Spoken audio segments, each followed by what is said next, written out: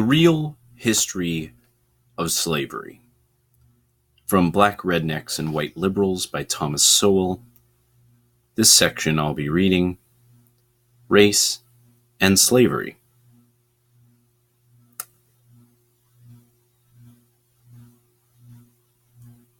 The instrumental use of the history of slavery today also underlies the claim that slavery grew out of racism. For most of its long history, which includes most of the history of the human race, slavery was largely not the enslavement of racially different people, for the simple reason that only in recent centuries has either the technology or the wealth existed to go to another continent to get slaves and transport them en masse across an ocean. People were enslaved because they were vulnerable, not because of how they looked. The people of the Balkans were enslaved by fellow Europeans, as well as by the people of the Middle East, for at least 6 centuries before the first African was brought to the Western Hemisphere. Before the modern era, by and large, Europeans enslaved other Europeans.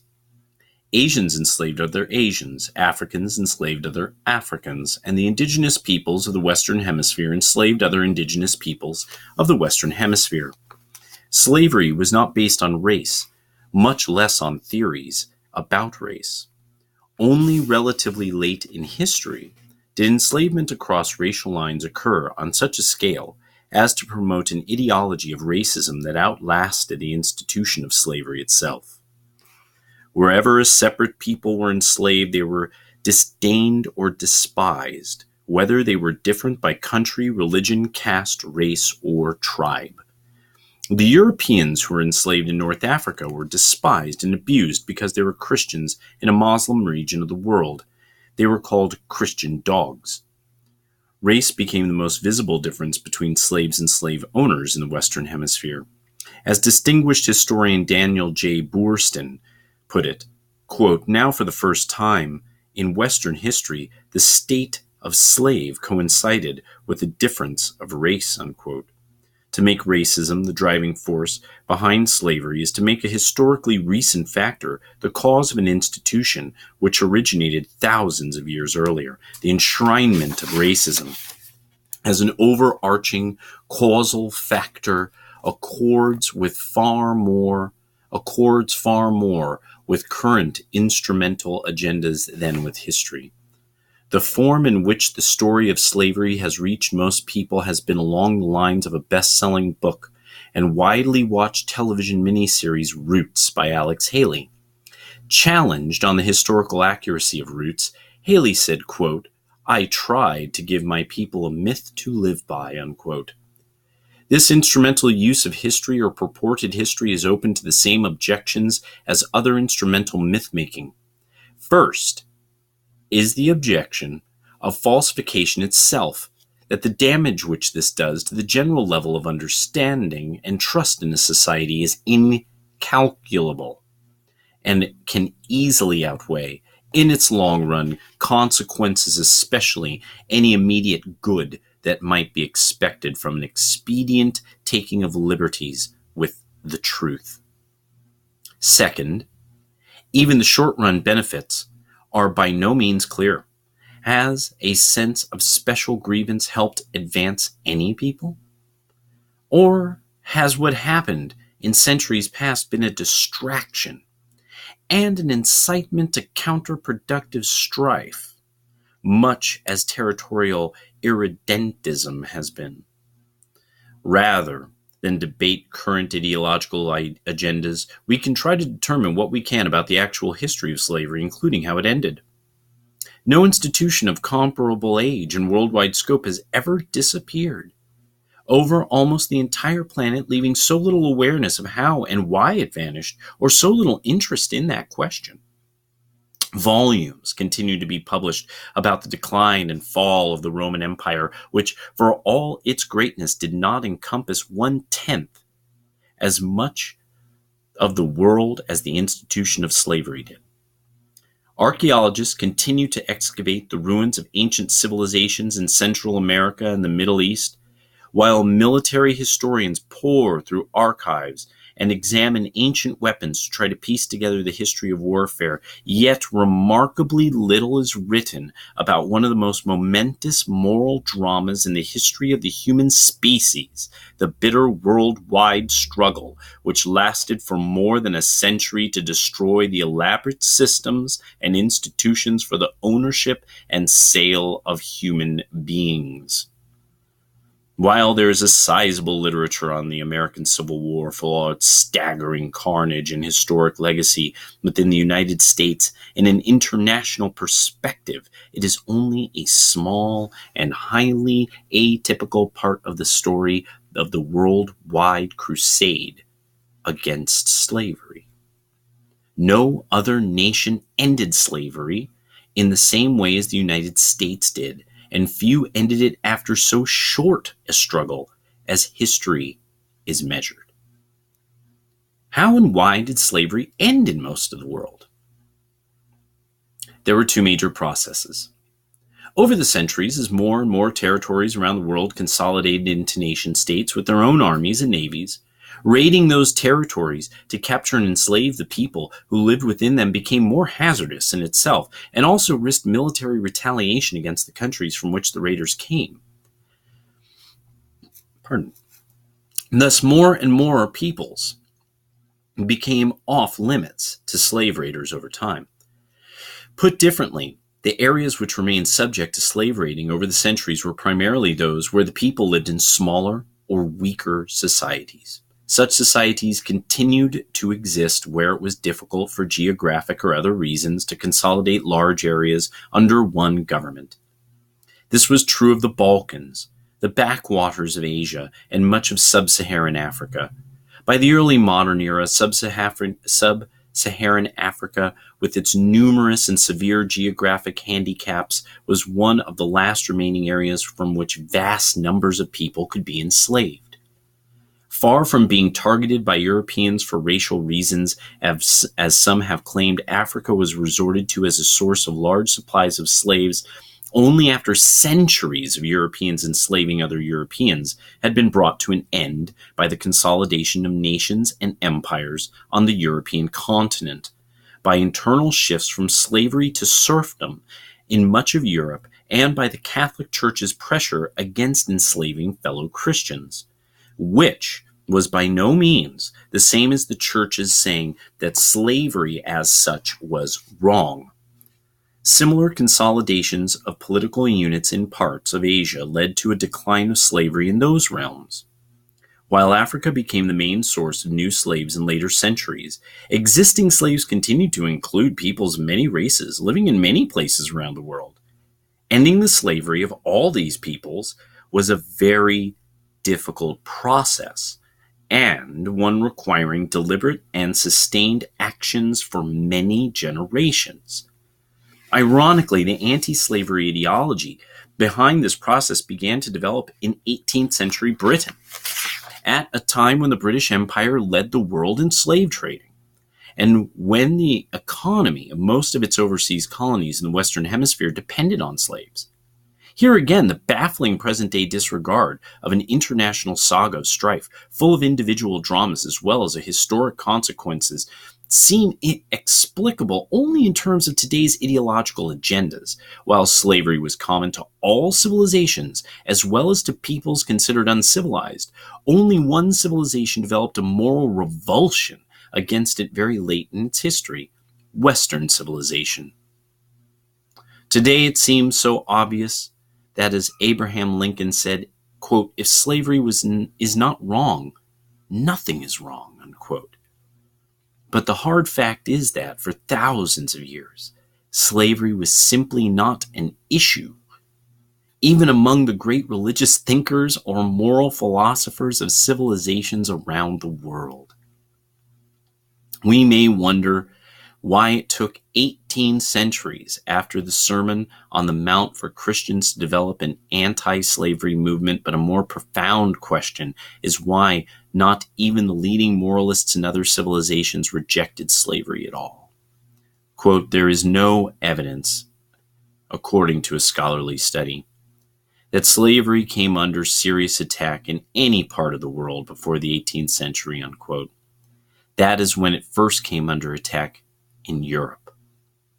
Themselves the leading slave traders of the 18th century, Europeans nevertheless became in the 19th century the destroyers of slavery around the world, not just in European societies or European offshoot societies overseas, but in non-European societies as well, over the bitter opposition of Africans, Arabs, Asians, and others. Moreover, within Western civilization, the principal impetus for the abolition of slavery came first from very conservative religious activists, people who would today be called the religious right. Clearly, this story is not politically correct in today's terms. Hence, it is ignored as if it never happened. Western and non-Western societies. Slavery did not die out quietly of its own accord. It went down fighting to the bitter end, and it lost only because Europeans had gunpowder weapons first. The advance of European imperialism around the world marked the retreat of the slave trade and then of slavery itself. The British stamped out slavery, not only throughout the British Empire, which included 1/4 of the world, whether measured in land or people, but also by its pressures and its actions against other nations. For example, the British Navy entered Brazilian waters in 1849 and destroyed Brazilian ships that had been used in the slave trade. The British government pressured the Ottoman Empire into banning the African slave trade, and later threatened to start boarding Ottoman ships in the Mediterranean if that empire did not do a better job of policing the ban. Still later, Americans stamped out slavery in the Philippines. The Dutch stamped it out in Indonesia. The Russians in Central Asia. The French in their West African and Caribbean colonies, the Germans in their East Africa colonies, often hanged slave traders on the spot when they caught them in the act. No non-Western nation or civilization shared this animosity toward slavery that began to develop in the Western world in the late 18th century, reached its peak in the 19th century, and continued to fuel the anti-slavery efforts that were still necessary in much of Africa and the Middle East on into the first half of the 20th century. This worldwide struggle went on for more than a century because the non-Western world in general resisted and evaded all efforts to get them to root out this institution that was an integral part of their economies and societies. When the British ambassador to the Ottoman Empire first raised the issue of abolishing slavery with the Sultan in 1840, he reported this response, ellipsis, "I have been heard with extreme astonishment, accompanied with a smile at a proposition for destroying an institution closely interwoven with the frame of society in this country, and intimately connected with the law, and with the habits and even the religion of all classes, from the Sultan himself on down to the lowest peasant." Similarly, the Maoris of New Zealand responded to comments on their enslavement of some fellow Polynesians on other islands by saying, "We took possession in accordance with our customs, and we caught all the people. Not one escaped. Some ran away from us. These we killed, and others we killed. But what of that? It was in accordance with our customs." When British Foreign Secretary Palmerston sought in 1841 through his representative consul, Atkins Hamerton, to get the ruler of Zanzibar to end the flourishing slave trade there, this was the response. When Palmerston continued to press for an end to the slave trade, Said pleaded that if he acceded to British demands, his subjects would withdraw their loyalty from him and support another claimant to the throne. And was he not looked up to by all Arabs generally, quote, as the person who should protect and guarantee for them their dearest interests, the right to carry on the slave trade, unquote? He reminded Hamerton that Arabs were not like the English and other European people who were always reading and writing and were unable to understand the anti-slavery viewpoint. The British obsession with it was quite inexplicable to them. In short, what was so patently wrong about slavery in the eyes of Western civilization of the past 2 centuries was almost incomprehensible to many non-Westerners. Eventually, some Western Westernized elites or intellectuals in non-Western societies also became embarrassed about slavery, but these societies developed no such fervent anti-slavery movements as those which propelled successive European and European offshoot societies to ban this practice for themselves and to stamp it out among others. In the Western world, hostility to slavery was by no means confined to elites. When a British ship stopped at Zanzibar in the 19th century, it was considered dangerous to let British soldiers go ashore, for fear that they would riot if they saw the slave market there. In the years leading up to the abolition of slavery in Brazil, soldiers and their officers no longer believed in the legitimacy of slavery, and so dragged their feet when assigned the task of recapturing runaway slaves. Soldiers continued to be sent to places where slaves were on the loose, but were not afraid to express their unwillingness to capture fugitives. The commander of an army unit sent to a community in Sao Paulo early in 1888 agreed to maintain order but openly declined to capture slaves. In places runaways were loitering on the roads, refusing to work. Army units sent to control them did nothing. Not all Brazilian soldiers refused orders to control or recapture escaped slaves, but there was enough opposition to this role that a formal request was made to the civil authorities by the military to relieve them of this distasteful duty. With public opinion increasingly hostile to the continuation of slavery, and many Brazilians keenly aware of and painfully embarrassed by the fact their country was the last one in the Western world to still have slavery, the plantation owners were increasingly isolated, and some began freeing their slaves themselves in anticipation of official emancipation, and in some cases in hopes of retaining these workers as employees. Thus, when the official date of emancipation arrived in Brazil, most slaves were already free, either having been freed by plantation owners or having simply left the plantations on their own, secure in the knowledge that the surrounding population was not likely to cooperate in their recapture and return. Still, when the official day of emancipation arrived, it was a cause of national celebration. The novelist Machado de Assis recalled that the celebrations following the passage of the Golden Law were the only instance of popular delirium that I can remember ever having seen. One Sao Paulo newspaper described the crowds that gathered to celebrate to try to describe the splendor of that festival of joy, to tell everything that happened falls beyond our abilities. Never has this capital seen such multitudinous and unanimous enthusiasm. Perhaps at no other period of history was the contrast between Western and non-Western world greater. Here was the scene when the Ottoman Empire announced the end of the slave trade. In 1855, when the Sultan's firman was read out in Mecca and Jeddah, it caused a revolution. Turkish officials, including the Qadi who read the firman, were murdered, the garrison shut, and Mecca was in a state of revolt until the Porte revealed the obnoxious order. And when the Governor General of the Hejaz issued orders on 25th of February 1860 forbidding the slave trade in all Turkish ports in the Red Sea, there was great excitement and fear of the recurrence of the 1855 violence. There was no Ottoman cruiser in the Red Sea capable of giving effect to this order, and Turkish officials were too frightened to enforce it. Although the slave trade was formally abolished in the Ottoman Empire, under pressure from the British government, slavery itself continued. As of 1891, the imperial palace purchased 11 slave girls for its harem, as others in the Ottoman Empire purchased women as concubines, typically white women from a region near the Caucasus and the Black Sea known as Circassia.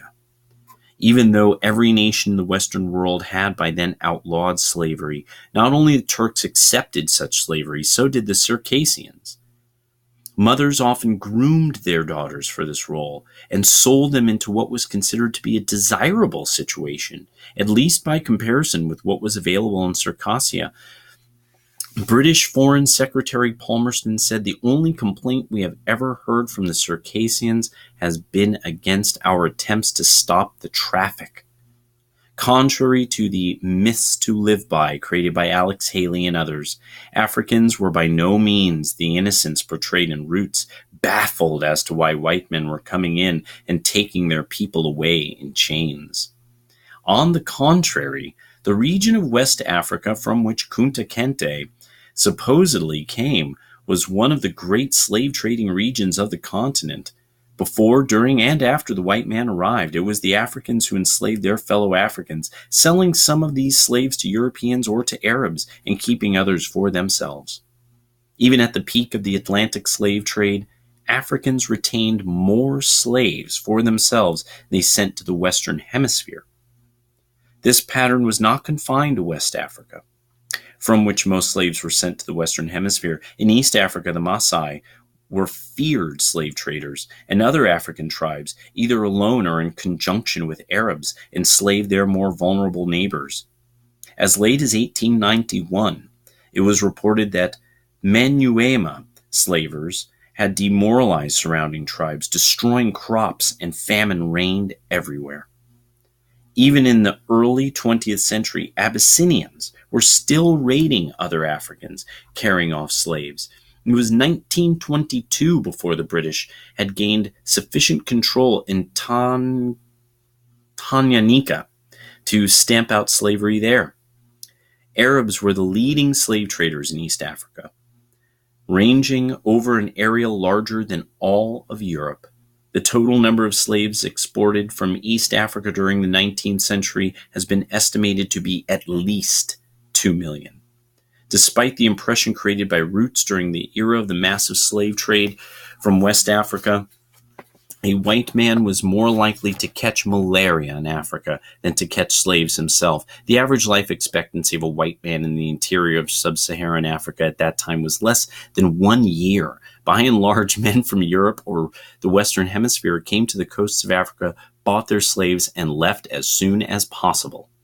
Even so, the death rates among the white crews of the ships carrying slaves to the Western Hemisphere were as high as the death rates among the slaves themselves. It was only much later, after quinine and other medical measures enabled Europeans to survive, where there were tropical diseases, was it possible for them to invade Africa in force and establish empires there. But by then the Atlantic slave trade had already ended.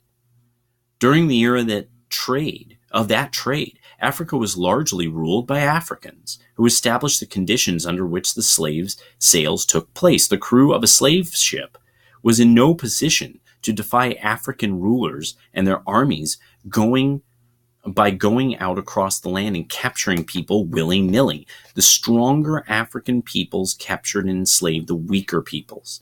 The same pattern found over the centuries in Europe, Asia, the Western Hemisphere, and Polynesia. In Nyasaland, the Ngoni and the Yao swaggered over and terrorized other tribes. In Uganda, the Baganda made life miserable for their neighbors. And the Nyoro and the Hima of Ankole enslaved Toro women and children. The Tutsi dominated the Hutu in Rwanda. The Maasai lorded it over the Kikuyu and the Kamba, and the latter in turn held the Ndorobo in a kind of serfdom. It was precisely the fact that Europeans, except for the Portuguese, seldom participated in the raids that captured and enslaved Africans that enabled most people in Europe and the Americas to remain oblivious to the traumatic experience that this was, with some Africans committing suicide to avoid capture and wives being whipped as they tried to cling to their husbands or children. Historian David Bryan Davis pointed out that Europeans had little contact with the actual process of enslavement, and that as late as 1721, the Royal African Company asked its agents to investigate the modes of enslavement in the interior. Europeans typically saw only the end results: enslaved people being offered for sale on the coast. It was much the same story in the Ottoman Empire, where those who bought slaves had no idea what these slaves had been through before. Slavery was destroyed within the United States at staggering costs in blood and treasure, but the struggle was over within a few ghastly years of warfare. Nevertheless, the Civil War was the bloodiest war ever fought in the Western Hemisphere, and more Americans were killed in that war than any other war in the country's history, but this was a highly atypical, indeed unique, way to end slavery. In most of the rest of the world, unremitting efforts to destroy the institution of slavery went on for more than a century, on 1,000 shifting fronts and in the face of determined and ingenious efforts to continue the trade in human beings.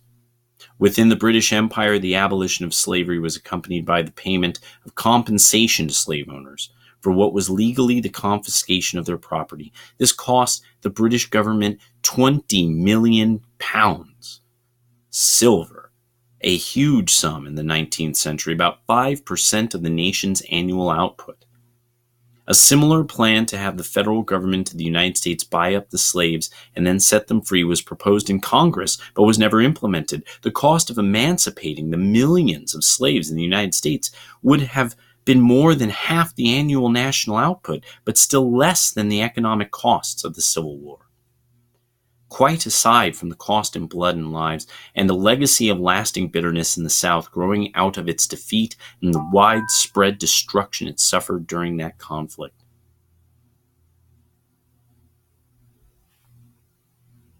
Well, figure I'll stop about there. That's the real history of slavery in the Western world, Western Hemisphere, Western civilization. Don't be fooled. Thomas Sowell, Black Rednecks and White Liberals.